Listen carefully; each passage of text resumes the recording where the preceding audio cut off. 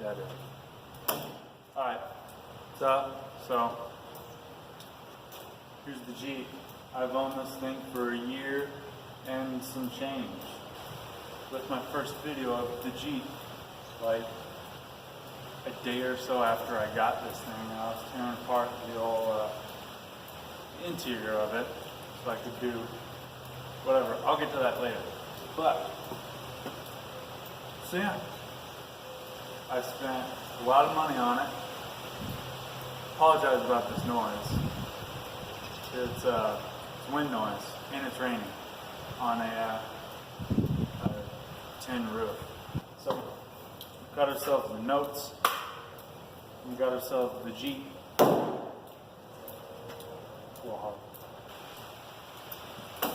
What I've done in the Jeep. First I bought the Jeep. All of its glory. Here you go. You know what? Ugh. Thumbnail right quick.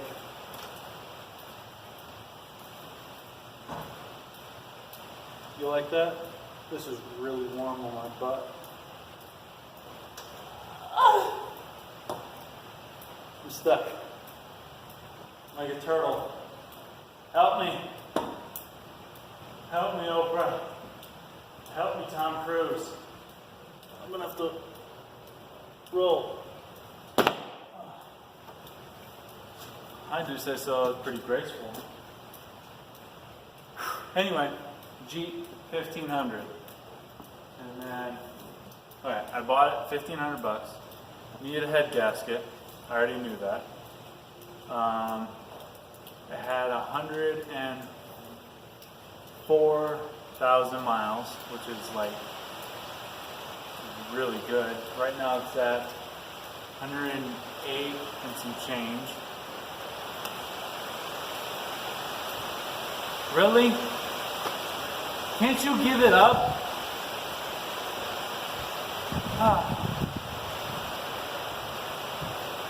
Anyway, so instead of, I'll even get closer.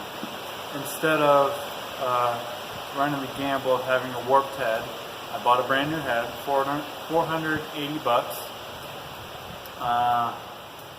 The gaskets and all that crap. Need a headliner, so I went to my local fabric store and bought me some fleece headliner, I think is what it was, and put that in there. That cost me about 20 bucks. While doing that, I bedlined the entire floor. There we go. That kit, an AutoZone special kit, cost me 80, I can't get my hand out of here, $80 or $90. The next thing after that, while it was still sitting, even though I had pretty much brand new spanking tires, I bought these tires, 400 bucks for the other ones that get dismounted, these ones that get mounted, balanced, and all that good stuff. You know what? Let's just do that walk around right now. Come here, you. By the way, this is my tripod right here, a work light from Home Depot. Okay, so what was I saying? Radiator. So I bought a brand new, there we go, Mishimoto radiator for like, it was on sale for like 370 bucks. Here's the head. Brand new head. You can see it says stock right there. That's because there's no high performance stuff, any of that crap. Right here is a AC bypass pulley, because obviously I have no AC, as you can see all this room right here. This came with the Jeep. This is a air raid cold air intake with the AutoZone special Spectre cone filter, water pump, one of these things, a valve cover breather, and I had to buy another one of these. A new intake manifold, because the other one, the original OEM Mopar one, was cracked. Nope, over here. Here it is. right here is, you can see my weld right here, all the way down. Yep. Pretty nice weld if you ask me. And then a very nicely done plugging of the holes with a, as you can see, a stop sign that I had laying around, and flex glue, by the way. Flex glue, it's amazing stuff. Alright, next. The winch. This is the Warren. You can see right here, Warren. This is the VR10. So this is like the base model of the newer winches, and it's the 10, so 10,000 pounds. It's the regular, what is this, like 5/8 steel cable. I've used this before actually. I used it to pull out one of my buddies, one of his F-150. That was a fun time. Here are the tires. These are 31 1050 15. They're Goodyear Wrangler Authorities or something like that. Goodyear Wrangler Authorities, yep. So far, these are pretty good tires. I haven't had a single problem with them yet. Putting like 4,000 miles on them, which isn't saying much actually. All of these badass stickers that add horsepower. You got the Flowmaster. Talk about that later. Actually, this is not Rocklink equipped right now. To the interior. So here is, let's turn on the flash. Here is the bed-lined interior. As you can see, it's dirty, and I didn't get up all the way because I didn't mark where it was supposed to be. More interior. Here, let's get in. Oh. Here is my custom fire extinguisher mount. See, you pull that pin out, and then this literally comes right out. Got it like this. The pin goes through there, and there's a hook, right? Actually, there's another pin type thing that goes through it here, and this hooks around it. It's stainless steel, 1/8 inch thick. I think it's 1.25 inch strap. Anyway, right here, as you can see, the plate is removed. It's over there in the toolbox. Oh, headliner, 100% custom, one of a kind. No one else has this. No door panel, as you can see that. It's always been like that. Oh, I took the airbags out too. See, no horn is still in here, but it doesn't work without the airbags. Same with right there.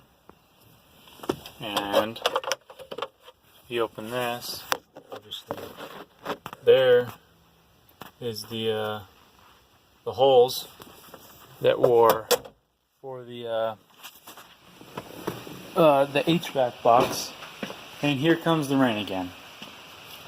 That trim piece in there is out because it's right here.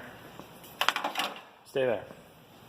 And as you may have noticed, the AC and heat controls are out too. Well, this is what's going to replace it. This is just a aluminum panel that I made out of just some 1/8 inch aluminum. Stay there.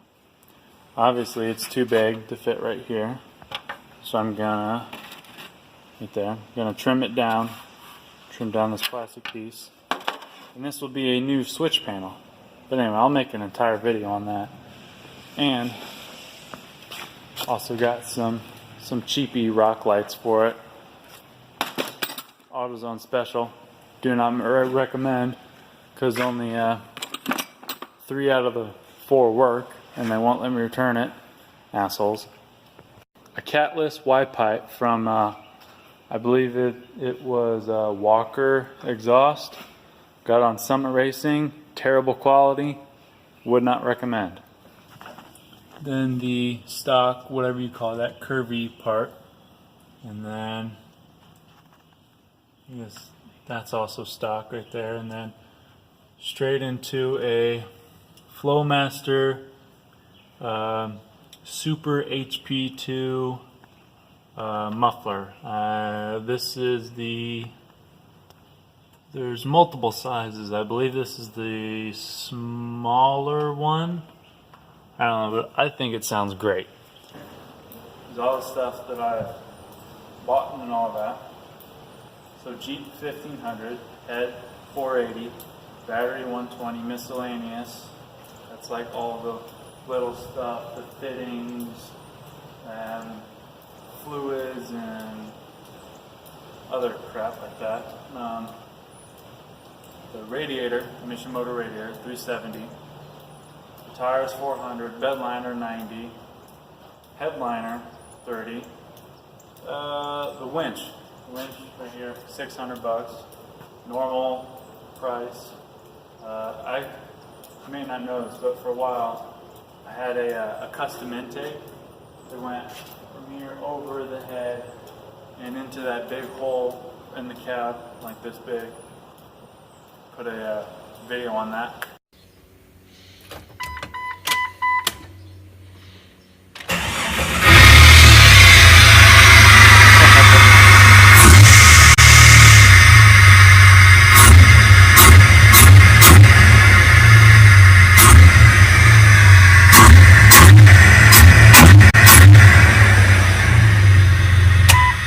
Okay, that's enough.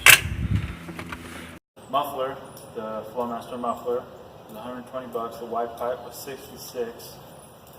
Oh yeah, put a water pump on this thing, 30 bucks. AC delete, that pulley is 40 bucks. Head gasket, 30 bucks. Intake manifold, oil pump. Put a oil pump on this thing because it still has low oil pressure at idle. So I spent $2,400 on Iron Rock off-road, frame stiffeners, a rear 4-link, and a front 3-link. That's sitting over there. And come on now. And axles, I have a GM 14 bolt full float and a Ford F350 non-super duty axle. This is the Dana 60. I paid $300 for each, so that's $600. And here and there I've sold stuff like the old head off of this thing. I sold that. The fender flares, the tires, and just some other crap. So all in all, I think we're around like $7,200 or something like that. So yeah, you would not call this thing a budget build, I guess. Come on now, jackass. But most of the money spending is over.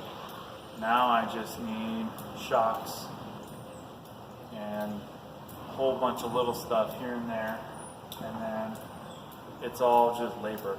Labor, labor, labor, labor, labor, labor. So yeah, and here and there I'll sell more of the stuff. Like once I actually start putting the 1-tons under this thing, I'll sell the axles, the wheels, the tires, and the lift, all that crap. So that'll bring back a lot of money. Action. Alright, so all the stuff that I have written down in here, like how to do stuff or whatever, that doesn't matter.